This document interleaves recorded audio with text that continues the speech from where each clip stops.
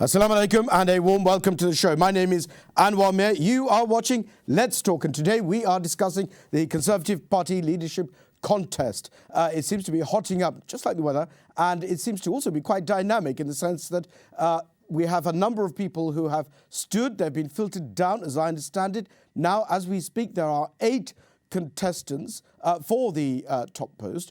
And within the very foreseeable future, in fact, next week, as I understand it, from the 1922 committee, we are going to have 2 people head-to-head, a 2-horse race in relation to who is going to be our next Prime Minister. Ladies and gentlemen, this program is where you can have your say. You can pose your questions to our panel, of which we have, as I understand it today, 4. And we'd love to hear from you, in fact, as well as to what you make of it. The elections, the fact that we have a rather diverse panel of people who are standing, diverse contestants standing to become Prime Minister. And how interesting would it be if one of those became Prime Minister? What would be the landscape of British politics and indeed international politics in terms of that scenario? At the bottom of your screen in due course, there'll be a telephone number. Feel free to call in and speak directly to our guests or indeed to our viewers, posing your question or indeed leaving your comment. For the moment, let me introduce the guests that we have joining us so far. We have Mr. Sadi Hussain, who's a financial analyst based in East London.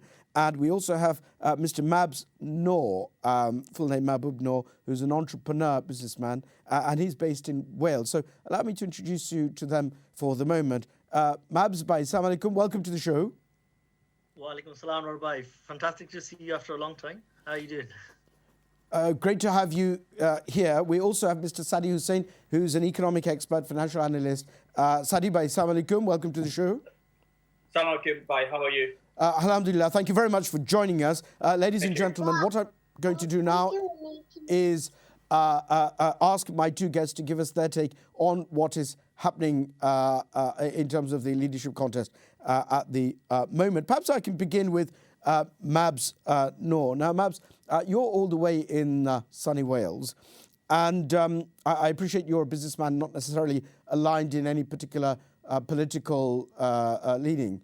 Could I please ask you, first of all, what do you make of the fact that our Prime Minister, as he still now is, has had to resign in the circumstances that he has done so, and the fact that we have what potentially is a rather contested, rather well thought out leadership contest with the possibility of having our first ethnic minority Prime Minister? I mean, this is something wonderful. This is a testament of our democracy. I mean, where else can you have that? Listen, first of all, what Boris Johnson has done, again, it's been quite unprecedented, without a doubt. And I think it's very refreshing for us as a democracy to have that, and we can showcase that around the world. And that's what British democracy is about. It is about, everyone is held to account, and that's why the United Kingdom, Great Britain is so great, and this is a classic example. We now have a Prime Minister that had no other choice but to resign, because you can only lie so much, and the British public was on his heels, and so was the opposition, and then his own party. And I think his own party sort of like has to be given the credit in terms of making this change. Now, in terms of what's happening for us here, again, it's a win-win situation. I mean, look at what happened when we had Gordon Brown become the Prime Minister during the Labour era as well, where they had a bit of a consensus. So again, here, it's the flip side of democracy. So here it's going to be a party that will choose our Prime Minister. So is the Prime Minister our Prime Minister, next person, whoever it may be? My money is on probably Liz Truss. We're looking at, maybe Rishi Sunak as well. Again. Sorry, were you saying something? No, please carry on. Yeah. So as I said, Liz Truss again is someone that my money is in on that. Rishi Sunak as well. We might have some wild cards there. Some of the people that we don't really know. Tom again. He's again a veteran. And again, the British public might, well, not the British public, the Conservative Party might decide well, versus the MPs now, they might decide we want to go with someone quite new. And then when it comes to the Conservative membership, then it's all up to them. You and I, who are ordinary people with no line to any party, we have no say. So in one hand, we see democracy playing a wonderful part. In another hand, we're saying, well, this is not democracy. This is going to be, we're going to have our prime minister chosen by one party. So again, it's not great, but then again, we have the election coming on as well. So then again, it could be a wonderful change. Interesting. Now, let me take Sadi Hussein's view on that. Sadi bhai, you're an economist, a financial analyst. What do you make of the current situation that Britain is facing?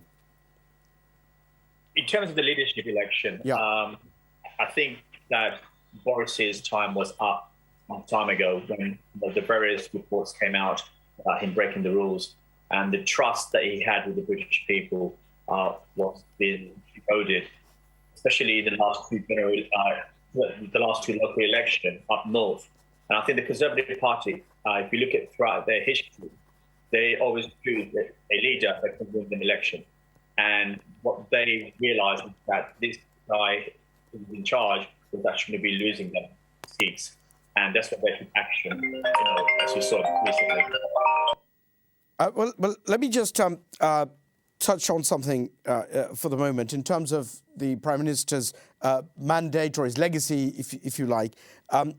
There were a number of different issues that he had to tackle. He had COVID, he had Brexit, he had, of course, the Ukraine war, many of which, for which he has been patted on the back to say that he did a good job.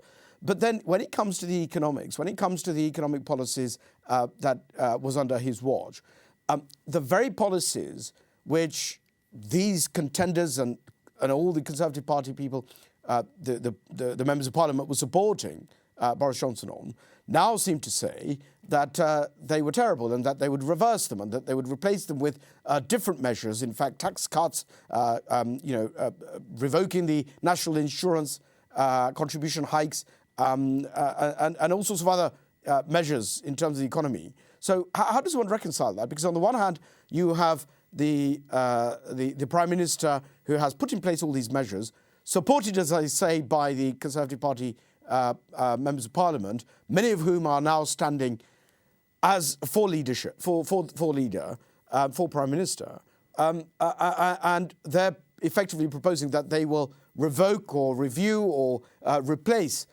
those policies. Does that not suggest that the policies of the Prime Minister, the economic policies of the Prime Minister, were compromised or, in short, plainly wrong? What you remember is that the economic policy was also co-produced by the Chancellor at that time, Rishi Sunak.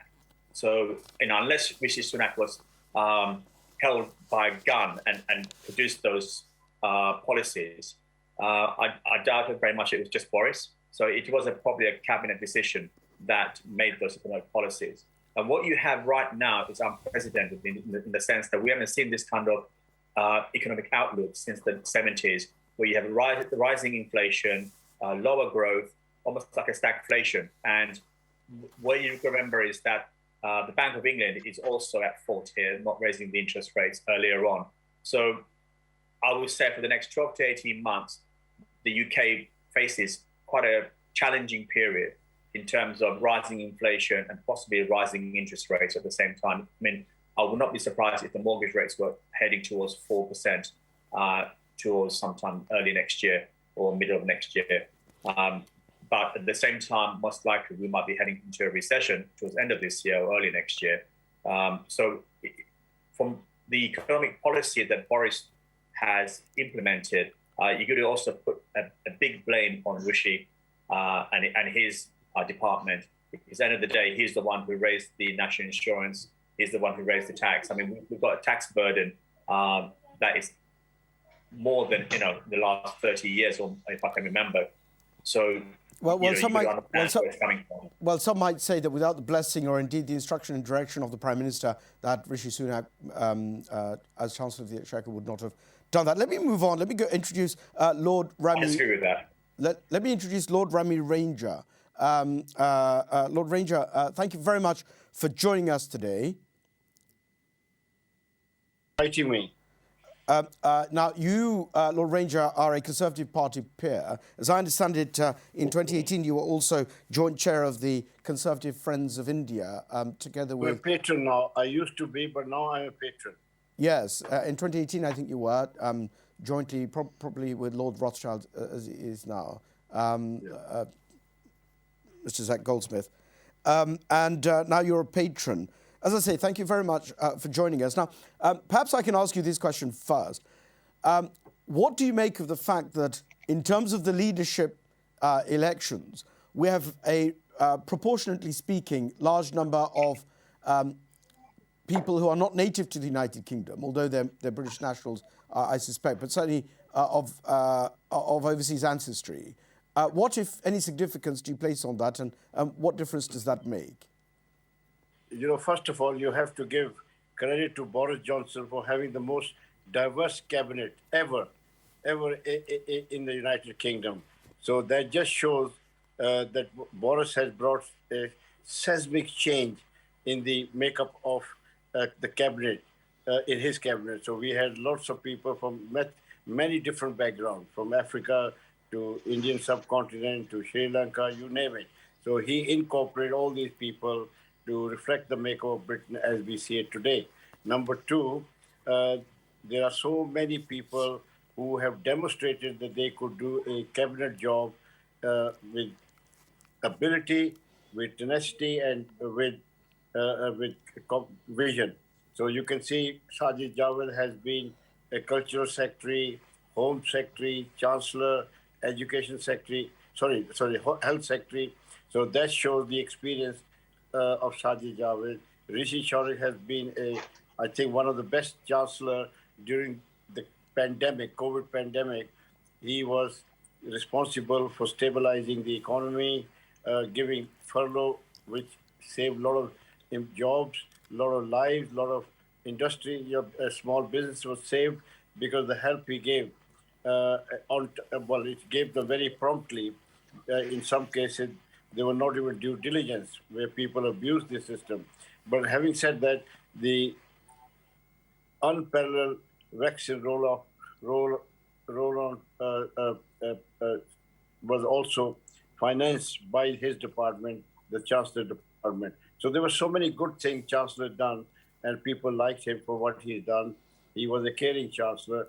He had to increase some national insurance because of the borrowing. We had a record borrowing.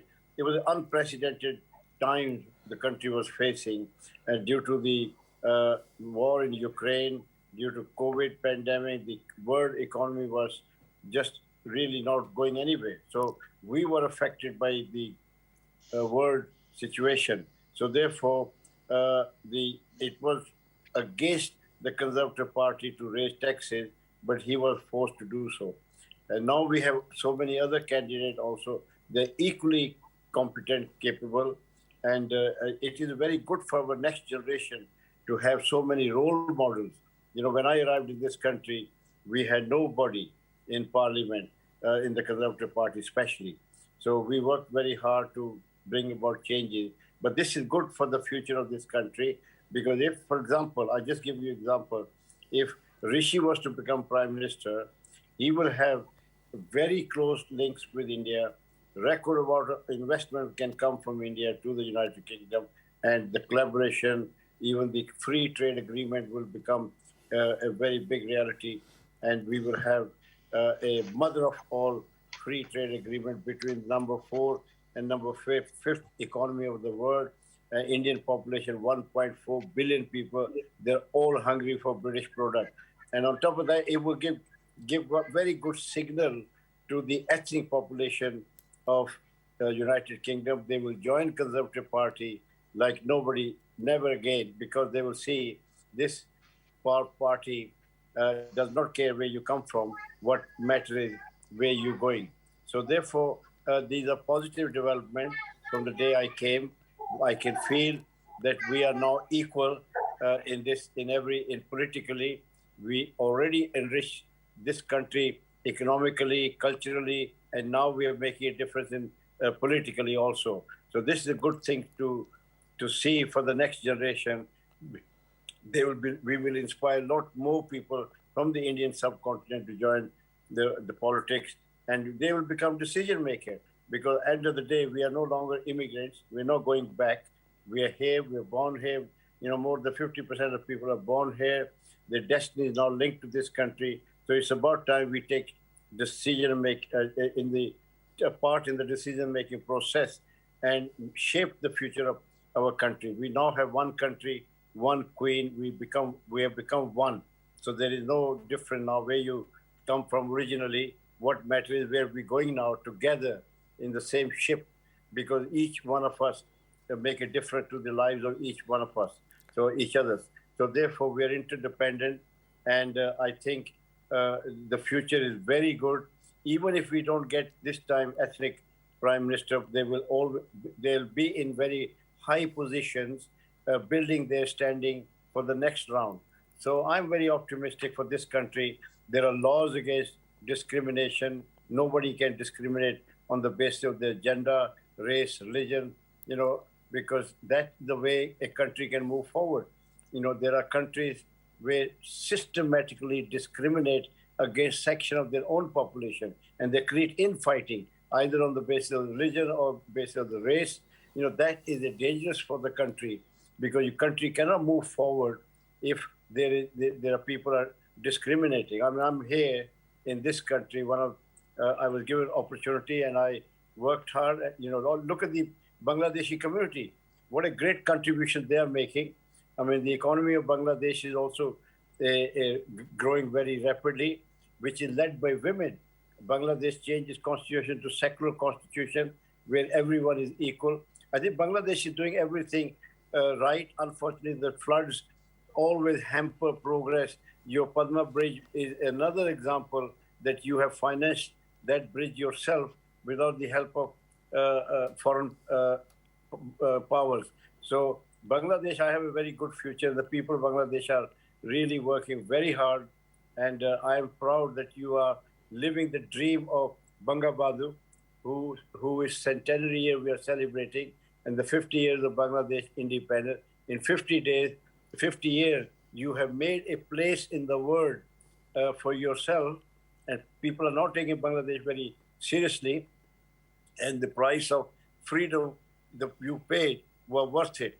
When you see the progress Bangladesh is coming up and the industry is developing, the other day I bought a shirt from a high street fashion designer, and when I looked at it, it was a very nice shirt made in Bangladesh. I was so proud that the quality was second to none. So therefore, I am very optimistic that our future in this country is brighter, and also our countries, because there is the leadership, the values make the country great. I always give example of Dubai. Look at that Dubai, they have nothing. They don't even have water, they don't have vegetables, fruits, nothing. But look at the way they have become economic hub. And with this Padma Bridge and the movement of Indian trade going through Bangladesh, Bangladesh will become a trading hub for Myanmar, from Nepal and other countries. So there is a future for Bangladesh. It's going to rapidly expand its trade links with other countries, neighboring countries. And the bridge is a testament to the futuristic leadership provided by Sheikh Hasina. I think that is the way you provide infrastructure to the public, and they can then show their magic with their hard work. So I'm very excited about the election. Whoever wins, he or she has to unite the party, unite the country, and turn the economy around. End of the day, it's the economy that bring the votes. If people are feeling good, they feel better, then they will vote for the Conservative Party. Otherwise, the election will be lost. Well, Lord Ranger, you make a number of important points, and you make them well. But in terms of the leadership elections, may I please ask you your opinion as to who you believe would be the right person for the job? You see, I appreciate that they're your friends and acquaintances, but it would be interesting to learn from you. I will tell you, my friend, the responsibility of the office shape the character of the person. Right. Because it's not, 20 years contract. The person will come, he will be supported by civil servant, he'll be permanent secretary, he'll be supported by all the policy makers. Sure. Forgive me for interrupting. That's the framework. But in terms of your view, because you know these candidates better than any of us, so my question to you is, who do you believe would be the right person, man or woman, for this particular post? This is a very important post. But I feel we may not be the one who will win, because it depends on what people perceive the right one. For me, Jeremy Hunt is a credible leader. Jeremy Hunt, Rishi Sunak, I support him as a conviction because he's from my own country, so I have to support him. And then Penny Mordaunt, who has a very humble background. She was a naval officer's daughter. Yep. She went through a lot of hardship. She worked through way up, and she became a defense secretary, and she did a good job. I mean, she is very passionate for this country. Penny Mordaunt is another one. I mean, Liz Truss. So they're all good candidates. They all done remarkable service. And Nadeem Zahawi is a great leader, very inspirational, great story. Comes as a refugee, and then look at the amount of jobs he already have. He was in charge of the vaccine rollout, and he demonstrated that the health of the nation must come first and every time. Thank you very much. Lord Ranger, for the moment, I must interject because we're going on to a break. When we come back, we're going to carry on with this discussion. Ladies and gentlemen, do stay tuned. Don't go anywhere. We're going to be right back after this break, inshallah. Assalamu alaikum, welcome back. You're watching Let's Talk. My name is Anwar Mir, and today we are discussing the Conservative Party leadership elections. With me are four guests. We have Lord Rami Ranger, CBE, Sadi Hussain, a financial analyst, Mabs Noor, an entrepreneur, and Fajli Bibi, conservative activist and entrepreneur. Before we go back to them, this is, of course, an interactive show. If you'd like to participate or have your say, there will be a number at the bottom of your screens. Do feel free to call in and either place your comment or your question to our panellists. Just before we went off air, we were hearing from Lord Rami Ranger and his take on the circumstances of this leadership contest. We've now been joined by Fajli Bibi. Now, as I say, she's a conservative activist and an entrepreneur. She's also the chair of the West Midlands region of Conservative Friends of Bangladesh. She's the president of the Conservative Friends of NHS, and I believe she's the vice chair of the Conservative Friends of Bangladesh national region. National body. Fajli Bibi, welcome to the show. Thank you very much for joining us. Sorry, we can't hear you. Fajli, can you hear me? Let me see if I can text someone. Okay, I think she may be frozen. Now, I think... I don't think I can hear anything, actually. Can you hear me now, Fajli? Yeah, we can hear you now. Good. I can hear you now, yes. Right, Fajli, I was just introducing you. You, of course, know your credentials, so I won't need to repeat them. Allow me to ask you this. You, no doubt, have been following the Conservative Party leadership elections.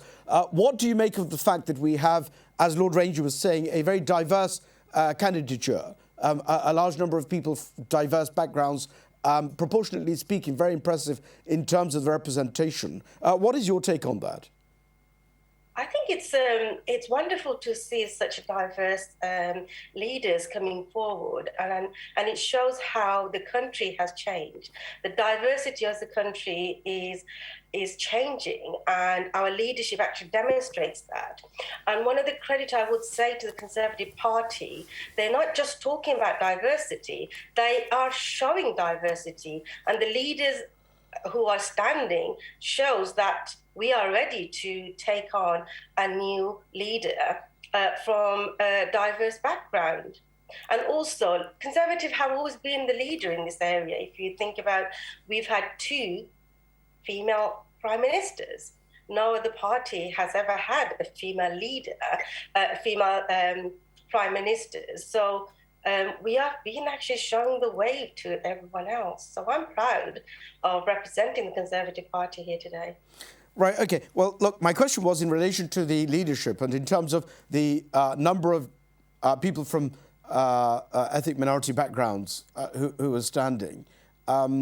We now have a situation where there is a very real possibility that we are going to have a ethnic minority prime minister, someone from a diverse background. So my question to you is this.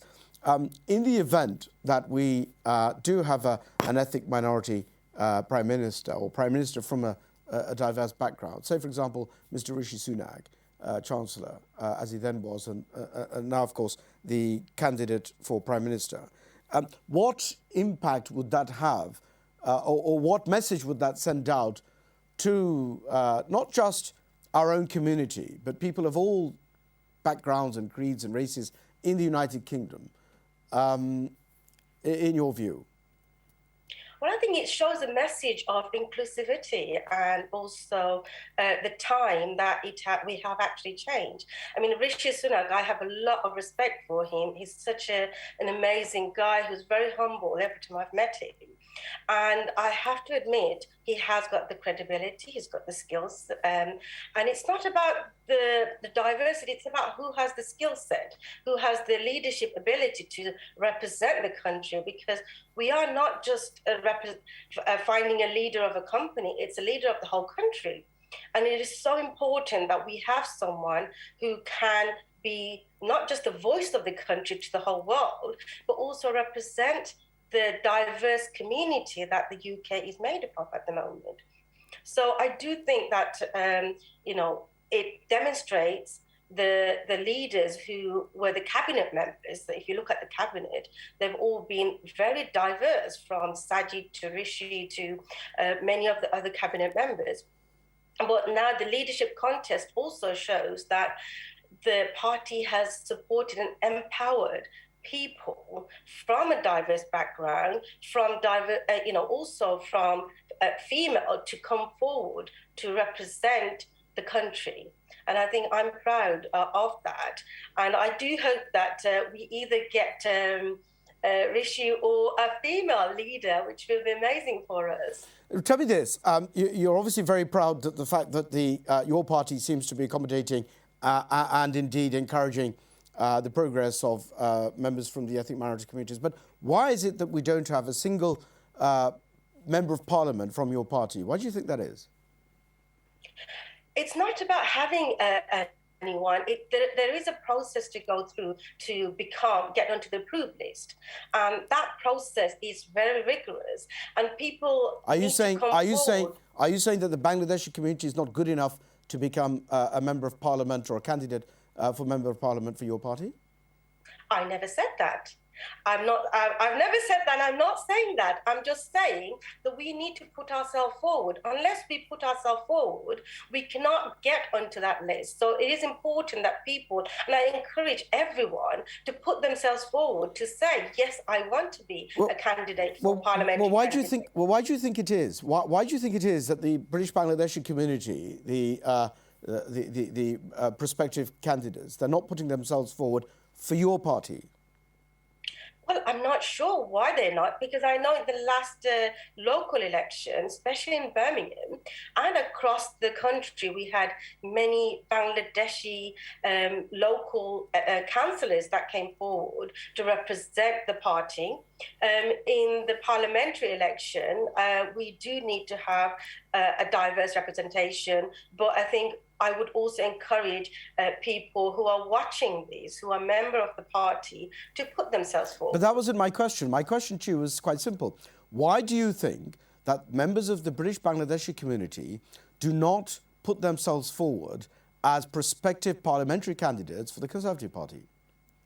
Well, I can't say about everyone else, but I can say about myself. I have put myself forward, and I have gone through the whole parliamentary process as well. So I'm not going to be able to tell you what everyone else is thinking, but I've actually done what I'm actually preaching, to say, please put yourself forward. I put myself forward as well. Well, you're an important member of the Conservative Party. You know, you hold some very responsible posts. You're at the helm of a lot of the Conservative Friends of Bangladesh posts, and it's quite surprising that you haven't explored this. But hold the thought. I've got a caller online. Hello, Assalamualaikum caller.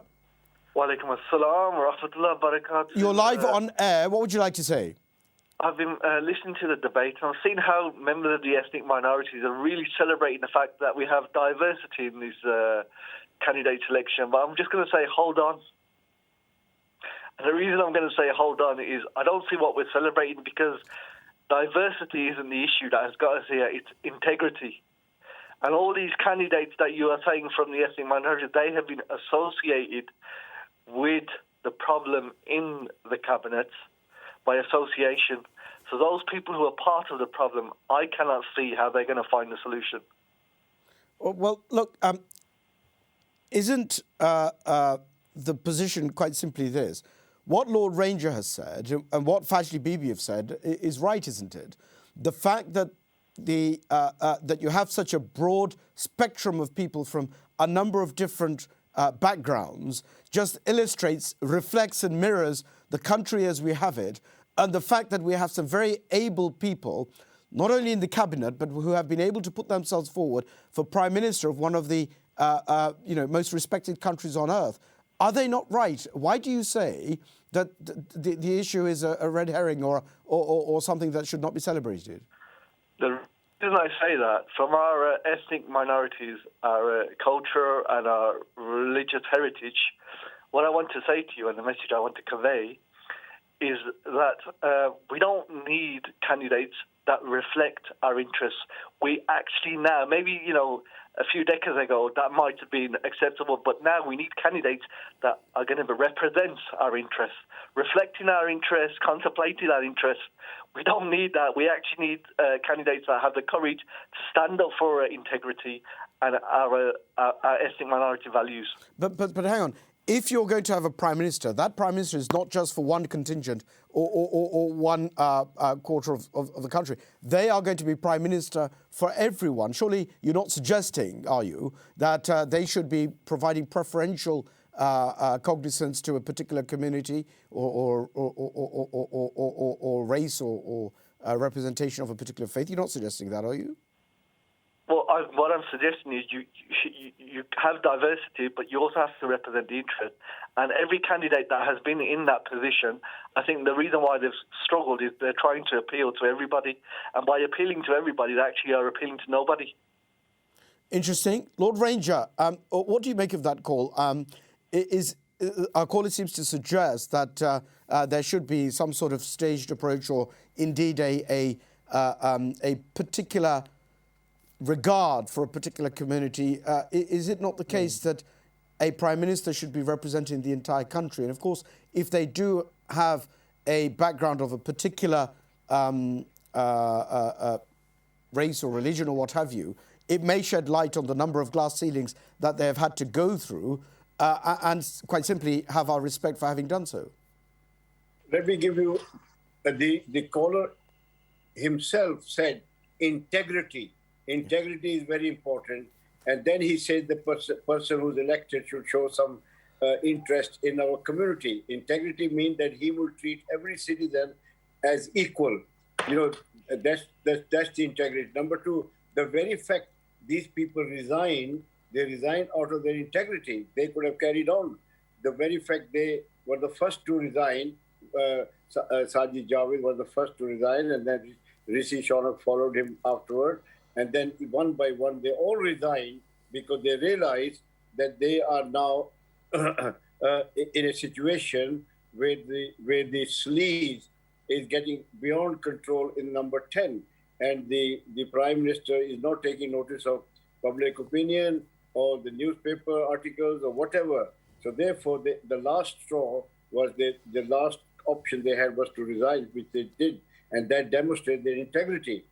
Coming back to the situation with the Bangladeshi people, you see, Bangladesh has come through turmoil. They suffer Holocaust, they suffer so much suffering. They're only 50 years old country. When we came to this country, we were a struggling community. We were trying to build our future. I'm not saying all Bangladeshis are like that, but they had a lot of issue back home where they had to concentrate. So there are less people taking part in politics, because first you have to secure your family, your children, your everything. And Fazli Bibi is a typical example of the new generation of Bangladeshi who are now identifying themselves with the party, Conservative Party. We have lots and lots of councillors, we have lots of mayors, and you will see in the next election, I can predict that Fazli Bibi will be your MP, and you'll be very proud of her because I worked with her and she represents the best of Bangladeshi community. And you have got very successful doctor, you have successful teacher, you have successful business people.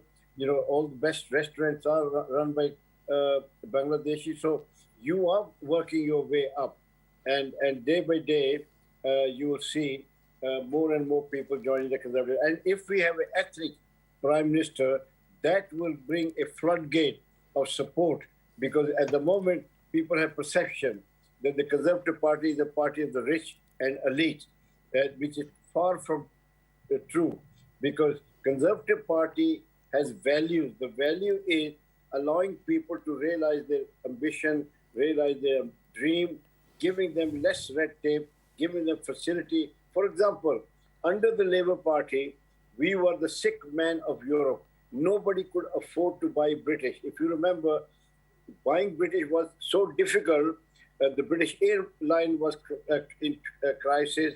You couldn't buy Ford car, you couldn't buy Leyland car or Range Rover. All industry were suffering from this overmanning and less productivity, higher wages. End of the day, we have to compete with the French and the German and the Japanese. And if we cannot allow the industry to survive and to compete, we will have nothing left. Short-term gain, long-term losses. That was every time the Labour Party left, they left a very big black hole in the economy. If the people have given mandate to the Conservative Party record 3 times, that shows that they know anyone who can manage the economy is the Conservative Party. Well, remember, I have to interrupt here. What the Lord is saying is happened in the end of the 1970s, and since then we have had a number of Labour governments that have done a number of good things as well as the Conservative government. If you tell me, all due respect, though, we have got the biggest taxation burden in history. Okay, Sadi, please hold the thought. I will come to you in a moment. Please just allow Lord Ranger to finish his point. Lord Ranger, do continue. Tony Blair was not typical Labour MP, the Labour Prime Minister. Tony Blair was a very reasonable man. Even the Conservative people voted for him because but the bad thing he did was to took us to war in Iraq. That was the disaster. Otherwise, he was doing so well. I agree. So what you're saying about the Labour Party always putting us in a black hole, that's not quite true. So I don't think so. Let's just be okay. You tell me about the winter of discontent. You remember the strike, the secondary picketing. You remember the sick men of Europe. Look at the way we were. What I know that right now, an average person in the street, the people that I deal with, the businesses and the things I deal with, they're going through this exactly the same thing. Some are discontent, and who's in power now? My friend, we have utility bills. We have utility bills that's going to hit £3,000 this winter. Who's in charge of that? We have national insurance rising. We have tax burden increasing. We have businesses going bust. So we are going to unprecedented. What is that? Listen, my friend. Government do not have any money. Government have to take money from A to give to B, and you have to understand. You cannot become rich, prosperous, successful looking at the benefit. Benefits have never made anybody. I agree. So in that case, why did Rishi Sunak increase the national insurance? Why did Rishi Sunak increase the national insurance then? Don't you want government give you facility? You are able to hire people in such a ease. People are not there to blackmail you. Your staff can jump ship anytime, but they can call you damaged. They can call you. They can bring your company to stand still. The employees have so much power now that it's very difficult to employ people because of the legislation. Sorry, are you telling me that in the last 40 years, since Margaret Thatcher, employees have more power than during the winter of discontent? 100% more power. Yet the laws are there. Where does that fact come from? The Labour rules, the anti-union rules that Tony Blair have implemented, David Cameron, Margaret Thatcher, has taken away the powers from the workers. I was an immigrant. I decided to join the Conservative Party because I did not want to be brainwashed with the socialist agenda. It's not a Which socialist country? I'm not talking about socialist agenda. Tell me, I'm not please. talking about socialist agenda. But No, I'd rather tell me, I'd rather you are have talking a from fair a reflection socialist of what you're agenda. saying. Which socialist country would you like to live? Tell me. You live in a capitalist country. You enjoy the record freedom. You Okay, tell me something. Tell me something. High standard of Tell me living, something. and yet Tell you me something. say Okay, that okay. you have Let me interject something. If you think that you don't live in a socialist country, why are we paying as individuals more tax than in the last 30 years? people who pay tax earn more money. I wish I was paying more tax. That means my earning is higher. Taxes are paid by maybe you should tell that. Maybe you should tell that to Rishi Sunak's wife when she was a non-dom. No. But that you can't pick up one incident. If she One incident. Will you allow me to speak? This is the endemic nature of the Conservative Party. Sadi Hussain, you've asked a question. Please allow Lord Ranger to respond. Lord Ranger. Allow me to speak. Otherwise, you are repeating what you know. You are not going to improve your intellectual power by repeating yourself. If I think like you, okay. All right. Sadi Hussain. Inaccurate. Sadi Hussain, you've asked a question to Lord Ranger. Perhaps Lord Ranger can respond. Well, I'm responding to him in a very simple way. Right. That I wanted to work with in the policies of a country elected 3-time Conservative government. Why did they elect a 3-time Conservative government? Tell me. The people are not stupid. In this country, people are very wise. They have the choice. They will select the members of the government.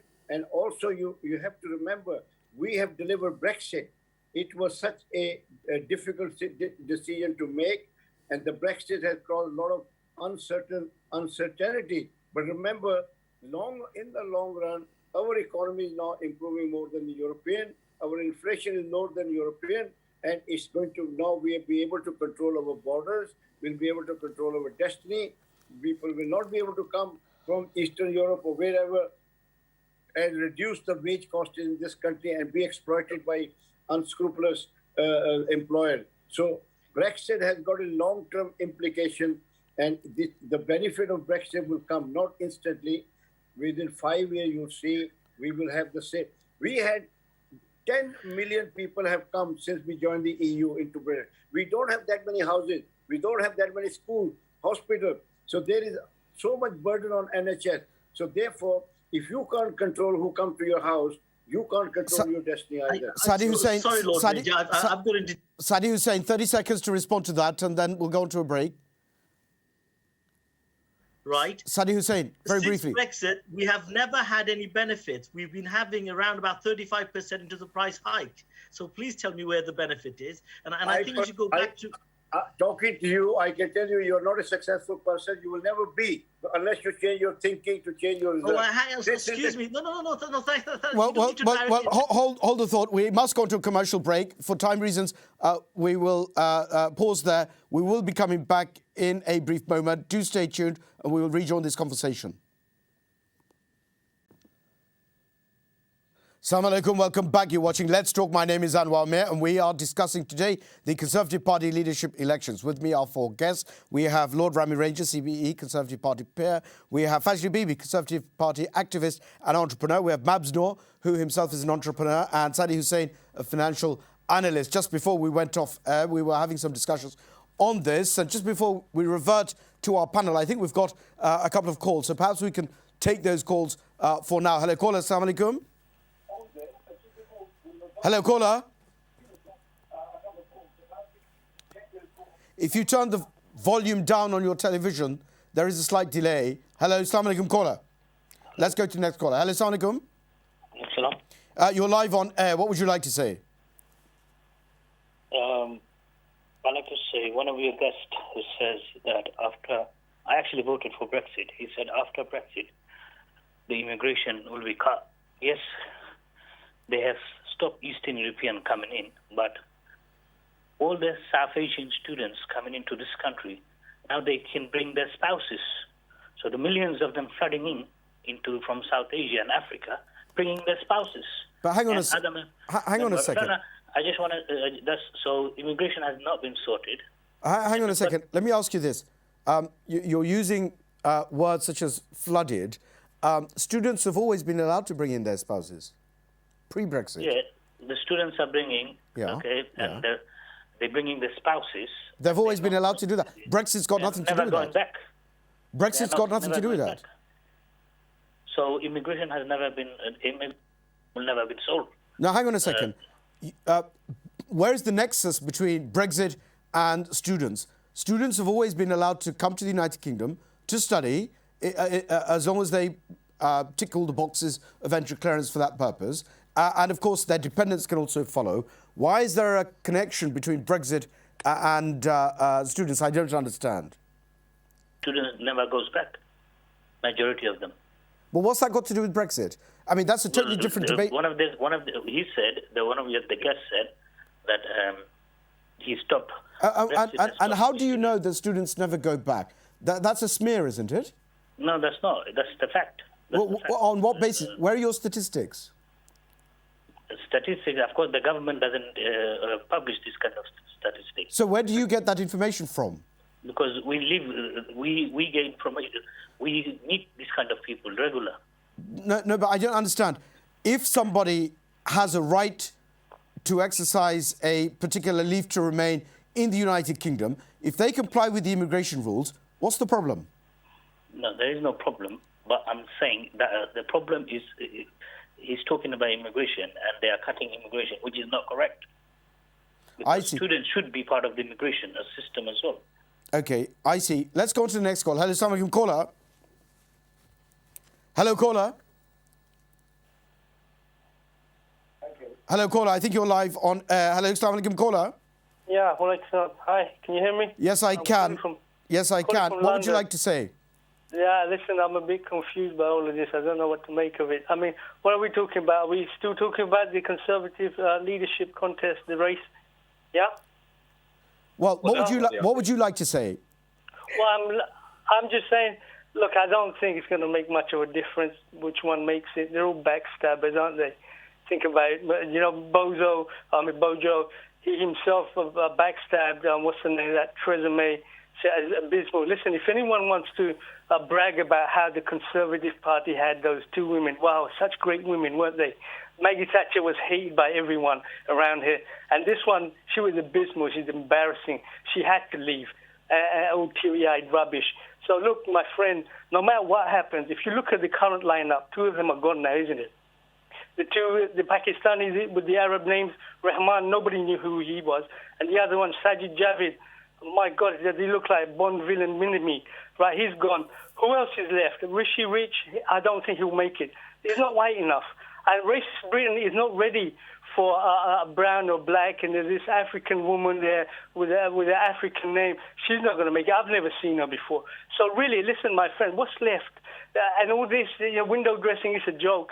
Okay, you can enter a race and never really win it. I mean, just look at the Oscars some years back. You know, okay, caller, let me just pause you there, please. I know you call regularly on this program.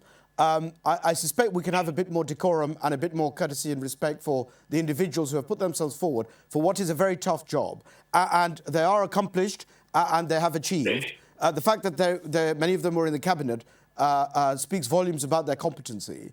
And I think, therefore, using labels to describe them and certain derogatory terms is probably not appropriate. But going back to the more serious point, isn't it the case, is it right to say that because of the fact that irrespective of whether we do end up with a prime minister of a diverse background, the fact that we have of the 8, a number of them who are from those backgrounds, does that not inspire our children, your children, and our friends and our neighbours from our communities that we do have a part to play in the United Kingdom? That's a good thing. That should be celebrated, is it not? Yes. Look, I beg to differ. Look, we exist here, my friend, okay? We're not the ones who are pulling strings. I keep saying this. I've been here long enough. Why are you putting yourself down? You don't merely exist. You are an important person within this country. You have the freedom to be able to go into entrepreneurship or business, work or not work, if the case may be. You have those freedoms. why are you suggesting that you are simply existing as if to say that you are insignificant? Why do you put yourself down like that? I'm not doing it. I mean, take you, for example. You have the legal profession. Look, all I'm saying, I mean, you have your Lord there. This Lord of what? I don't know. But unelected Lord, he hasn't been elected, right? It wouldn't surprise me. That's not fair. No. That's not fair. With all due respect, that's not fair. Lord Ranger was quite properly appointed because of the contribution that he's made to this country. He's a very prominent businessman, I assure you. And in terms of whether an individual can vote for the Lords, well, this is how the upper house works, and I'm afraid if that is the way the system is in place, and you may not like it, that's one thing. But I think to refer to individuals in a way which is improper, I suggest, and disrespectful possibly, is not appropriate. Let me move on to our next caller. Hello, Assalamu alaikum, caller. Hello, caller. Hello, Assalamu alaikum. Wa alaikum salam. Thank you for calling. What would you like to say? Well, I would like to say the following. First of all, let's separate the issues one of your participants on the show, Lord Ranger, with regard to ethnic minority. Let's put that aside. Right. I will answer that. But in terms of Conservative Party having a contest now, I think it's a facade because they knew themselves what they're putting the country to. And personally speaking, the engagement they have amongst themselves is far greater than the country itself. In Britain, since Tony Blair or Margaret Thatcher, we haven't had a visionary leader to run the country. That's my personal opinion. Sure. Because Boris Johnson, he came into power because of the community, the group they are within. He is not a leader, a heavyweight leader, if I may use that expression, who actually has a vision. And it's not me who's saying it. There are many, many political commentators that are coming up now saying the type of personality he is. He simply, if you look at, since he came up, look at the policies that he made. What sort of impact has he brought into everyday working class people like myself? Now, let me give you an example. In Britain, in 2022, we are seeing and hearing on the media, people cannot even have one-day shower. People are having to scrape to eat after their children have eaten. People are unable to pay their rent.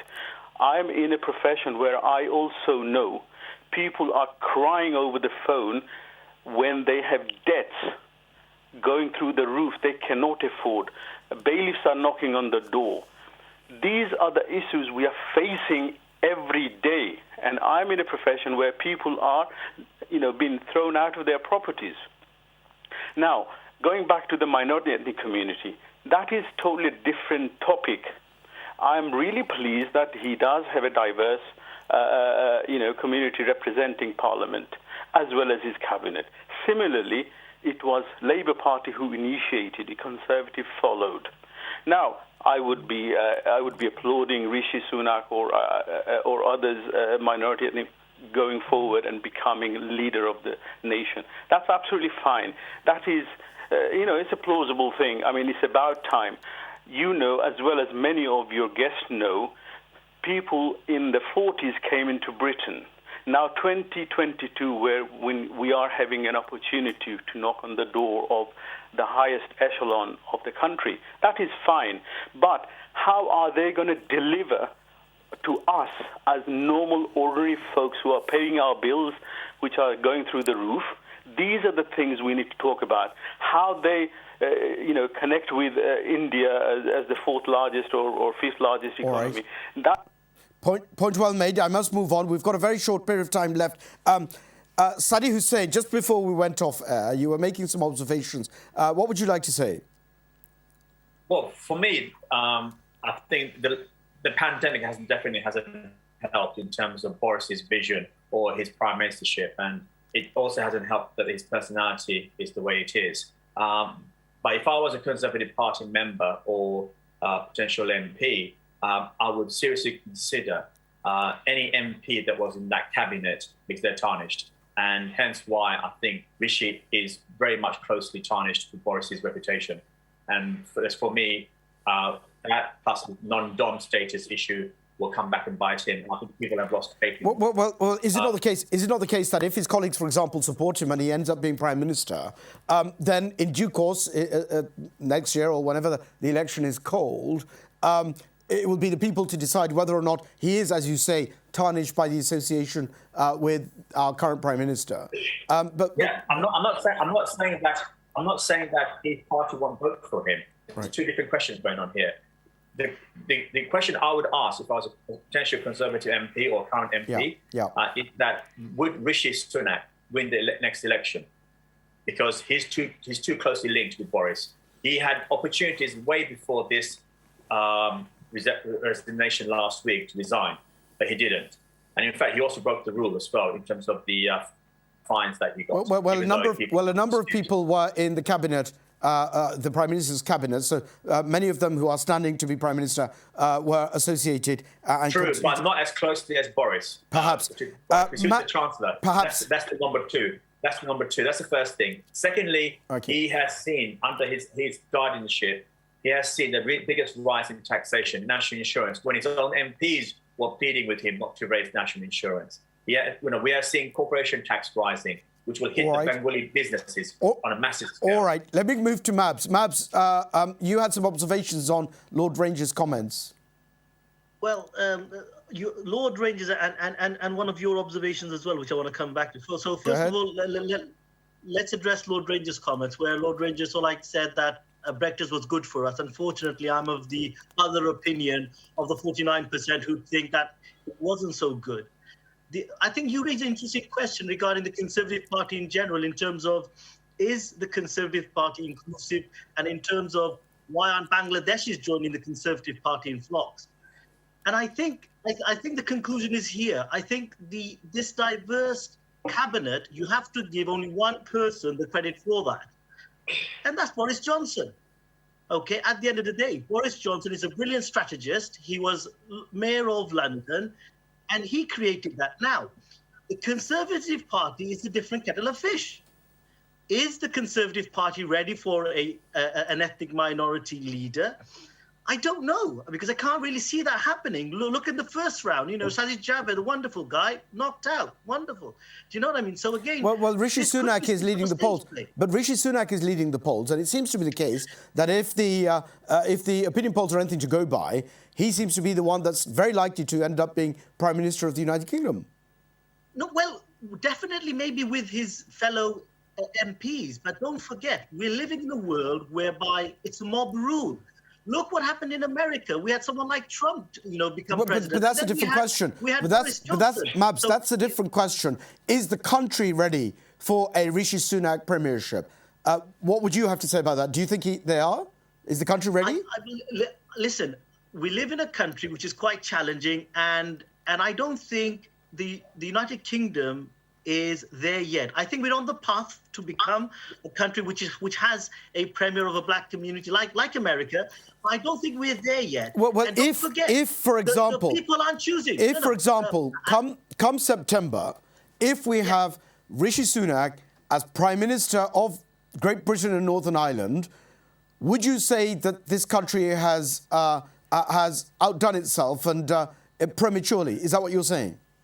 Listen, I would say if he does, but don't forget, the country won't be choosing. It's the party members. Only 200,000 people choosing. No, but I'm not saying that. But I'm not saying that. You're saying that the country is not ready for an ethnic minority prime minister. I'm asking you, in the event that come September we have Prime Minister Rishi Sunak, are you saying that the country would have prematurely, have at the helm a prime minister which the country is not ready for? Is that what you're saying? He's going to face a lot of challenges. He will face more challenges than any other prime minister. Fajli Bibi, don't forget, the country hasn't chosen him. It will be the... Fajli Bibi, is Britain ready for a ethnic minority prime minister? Hypothetically, Prime Minister Rishi Sunak. I think so, they are. It's the policies that will make the Prime Minister. I see. Fajli Bibi. I absolutely think that the country is ready for a leader.